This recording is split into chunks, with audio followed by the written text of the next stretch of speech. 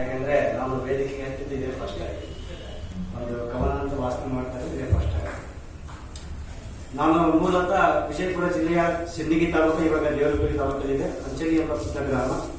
But ಕಾರ್ಯನಿಮಿತ್ತ ಮೈಸೂರಿನಲ್ಲಿ ನೆಲೆಸಿರುತ್ತೇನೆ ಸುಮಾರು ಒಂದು 5 ವರ್ಷ ಹಿಂದೆ.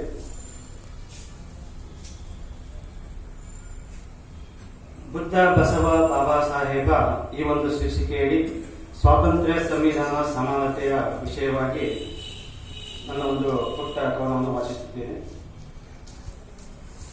ಬುದ್ಧ ಬಸವ ಬಾಬಾ ಸಾಹೇಬ ಶಾಂತಿ ಸಮಾನತೆಯ ಸಾರಿದ ದೈವ, ಮನುಷ್ಯ ಕುಲ ಒಂದೇ ಎಂದ ಈ 3 ದೇವ, ಭಾರತ ಇಡೀ ವಿಶ್ವಕ್ಕೆ ಮಾದರಿಯಾದ ವ್ಯಕ್ತಿತ್ವ. ಓ ಬುದ್ಧ ಬಸವ ಬಾಬಾ ಸಾಹೇಬ, ನಿಮ್ಮ ತತ್ವಗಳರಿಯದೆ ಈ ಮಾನವ. ನಾನು ನಂತೆನ್ನುತ್ತಾ ಬಿಸಿಲು ಕುದುರೆಯ ಬೆನ್ನತ್ತಿರುವ, ಭಾರತ ಭ್ರಮೆಗಳ ಸುಳಿಗಳಲ್ಲಿ ಸಿಲುಕಿರುವ.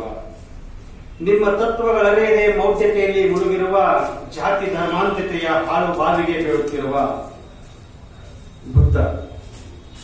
ಲೋಕಕ್ಕೆ ಬೆಳಕು ಸಾರಿದ ಬುದ್ಧ, ಚತುರಾರ್ಯ ಸತ್ಯಗಳ ನಿವಾರಣೆಯ ಮಾರ್ಗ ಕಂಡು ಲೋಕಕ್ಕೆ ಸಾರಿ ಲೋಕದ ಬೆಳಕಾದ ಬುದ್ಧನು. ಬುದ್ಧನೆಂದರೆ ನಿದ್ದೆಯಿಂದೆದ್ದು ಬಂದವನು. ಭ್ರಮೆಗಳ ನಿದ್ದೆಯಲ್ಲಿರುವ ನಾವು ಎದ್ದೇಳುವುದೆಂದು, ನಿದ್ದೆಯಿಂದೆದ್ದು ನಾವುಗಳು ಬುದ್ಧರಾಗುವುದೆಂದು, ಪ್ರಬುದ್ಧರಾಗುವುದೆಂದು. ಬಸವ 12ನೇ ಶತಮಾನದ ಕನ್ನಡ ಕವಿ, ವಚನಗಳ ಮೂಲಕ ಸಮಾಜಕ್ಕೆ ಸಮಾನತೆಯ ಸಾರಿದ ವಿಶ್ವಜ್ಯೋತಿ ಬಸವೇಶ್ವರ. ಸಮಾನತೆಯ ಸಾಂಕೇತಿಕವಾಗಿ ಎಲ್ಲ ವರ್ಣೀಯರ ಸೇರಿಸಲು ಅನುಭವ ಮಂಟಪ ಕಟ್ಟಿ ಆಧ್ಯಾತ್ಮ ತತ್ವಗಳ ಸಾರಿದರು. ಜಾತಿ ಧರ್ಮಾಂಧತೆಯ ವಿರುದ್ಧವಾಗಿ ಮಹಾ ಮಾನವತಾವಾದಿಯಾಗಿ ಎಲ್ಲರಿಗೂ ಲಿಂಗಧಾರಣೆಯ ಭಕ್ತಿ ಭಂಡಾರವ ದಾರ ಎರೆದು ವಿಶ್ವಕ್ಕೆ ಸಾರಿ ಪಸರಿಸಿ ವಿಶ್ವಜ್ಯೋತಿಯಾಗಿ ಜಗವ ಬೆಳಗಿದರು.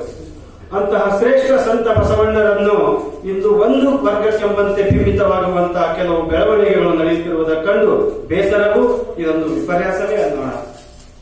ಬಾಬಾ ಸಾಹೇಬ ಅಸ್ಪೃಶ್ಯರೆಲ್ಲರೂ ಸಾಮೂಹಿಕ ಸಂಕಲ್ಪವ ಅಂತರ್ಗತ ಮಾಡಿಕೊಳ್ಳಬೇಕು.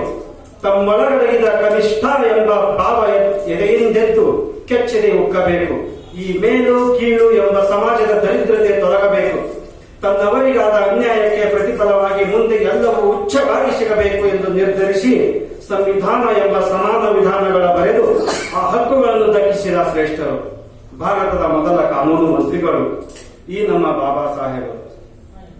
ಮೇಲು ಸಮಾಜವೆನ್ನುವ ತುಳಿತಕ್ಕೆ ಒಳಗಾದ ಈ ಬಾಬಾ ಸಾಹೇಬ ಅನ್ನುವ ಕೆಚ್ಚೆದೆಯ ಕಿಚ್ಚು ಭಾರತದಂತಹ ದೇಶದಲ್ಲಿ ಅಸ್ಪೃಶ್ಯತೆ ಅನ್ನುವ ಬಳಗಕ್ಕೆ ದಿವ್ಯ ಜ್ಯೋತಿಯು ಬೆಳಗುತ್ತಿದೆ ನಿತ್ಯವು.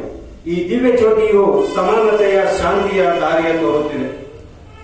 ಸ್ವಾತಂತ್ರ್ಯ, ಸಂವಿಧಾನ, ಸಮಾನತೆಯಲ್ಲಿ ಬುದ್ಧ ಬಸವ ಬಾಬಾ ಸಾಹೇಬರ ತತ್ವ ನೀತಿಗಳ ದಾರಿಯಲ್ಲಿ ನಾವು ನೀವು ಸಾಗಬೇಕಿದೆ, ಅದರಂತೆ ನಡೆಯಬೇಕಿದೆ. ಧನ್ಯವಾದಗಳು. ಜೈ ಹಿಂದ್.